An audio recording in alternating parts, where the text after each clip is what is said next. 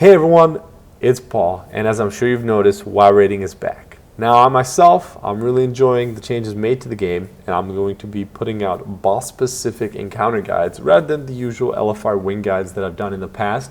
And honestly, the reason for that is LFR and Warlords is brain dead easy, and really there's no reason for me to waste time because you can just grab a group of people or even go in by yourself, 15-20 minutes max, and you'll knock that right out. So as always, these guides will kind of be shown from a tanking perspective. I'll throw in tips intended really for tanks, but I will always cover all abilities and associated mechanics that happen during a fight.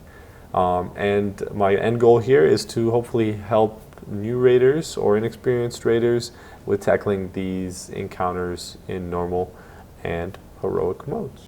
So with all of that said, let's just jump right into Highmaul and the intro boss to the expansion, Kargath Bladefist.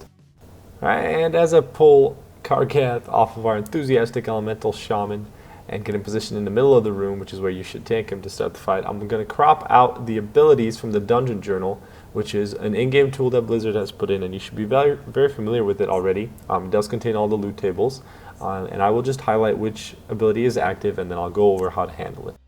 So, to start off with, where should you not stand? 1. Not in the fire. The fire is bad. Fire pillars are important to the fight, but you should never be standing in them.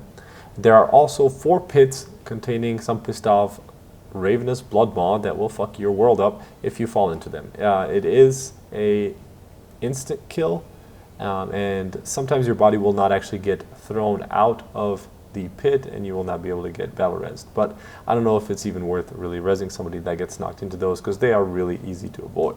The main mechanic that you will see here in this fight is Berserker Rush, which you see being cast on Catholic there. Now what he did is exactly what you're supposed to do, and you're supposed to kite Kargath right into that fire pillar so he burns himself, violates the old WoW rule, do not stand in fire, and knocks that pillar down. This is something your range will constantly have to worry about. Melee will have to worry about not getting hit by Berserker Rush. The tank swap mechanic in this fight is Impale, which you will see me using here. You see I blew shield wall there because this is the second Impale. This is a heroic version of the fight, and Impale actually hurts pretty bad, so you want to pop some cooldowns when it's the second one, and the other tank needs to taunt after the second Impale.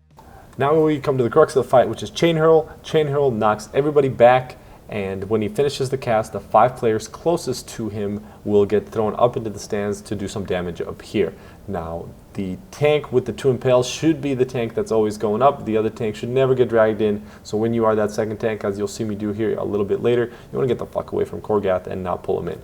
So now the question is, what do you actually do when you're up in the stands? And for us tanks, it's actually very simple. All you do is you pick up these iron bombers, watch out for the bombs that they drop when they die. They do a fair amount of damage and makes it pretty stressful on your healer if you do get hit by those.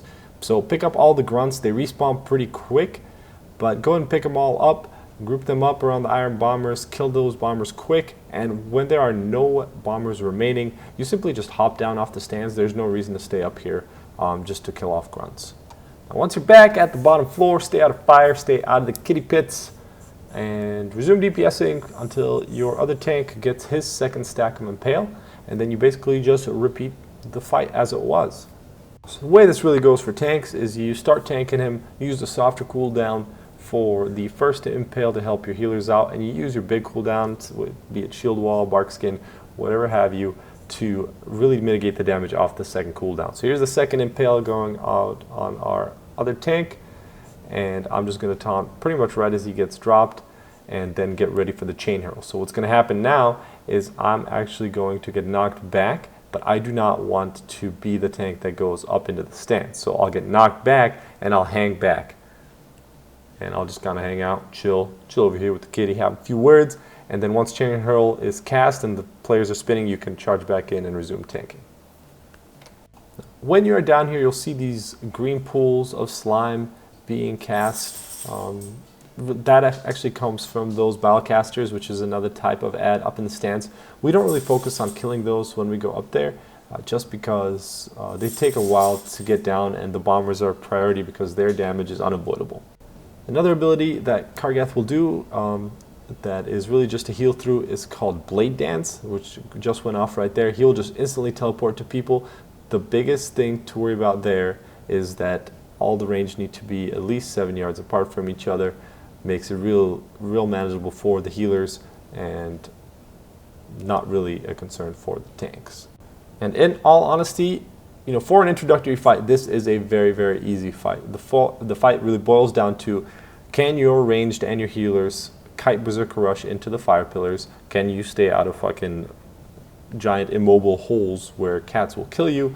Can your tanks mitigate the damage from Impale? And can you kill enough adds while you're up in the stands to mitigate the damage from the Iron Bombers that are throwing these little fire bombs down from the stands? Other than that, the gear check on the fight is not very steep. You can come in here with pretty much 635 to 640 gear and do well. It doesn't really stress your healers at all as long as those adds up top are not out of control. And it's basically just a giant loot pinata for 670 gear right when you start raiding. So while I've got some time at the end of this fight, while we bring him down to 0% health, I just like to talk to you guys about some things I'll be doing on both my YouTube channel and my Twitch stream. I will start streaming starting here on December 16th. We will be streaming heroic raids and normal modes for the later fights, you know, while we farm some gear. And you should be expecting Tectus, Brackenspore, Butcher, and a couple of the other fights to be up by this weekend. I do have footage for all of them, and I will be putting the guides together relatively quickly here because they are straightforward fights and they're fun fights. So I want to help you guys with those and get you some good footage from a tanking perspective nice and early so that you guys can get in there quick. As always, feel free to subscribe. I have made some adjustments to my UI and I will be putting a link up to that in my description. I will also probably put together a Weak Auras tutorial at some point here down the line. If you don't know what Weak Auras is, it's the add-on that's putting all the shit in the middle of my screen that helps me track cooldowns. And that's about it, guys. Thank you for watching. You know, feel free to comment, like, subscribe, whatever have you. My name's Paul. See you around.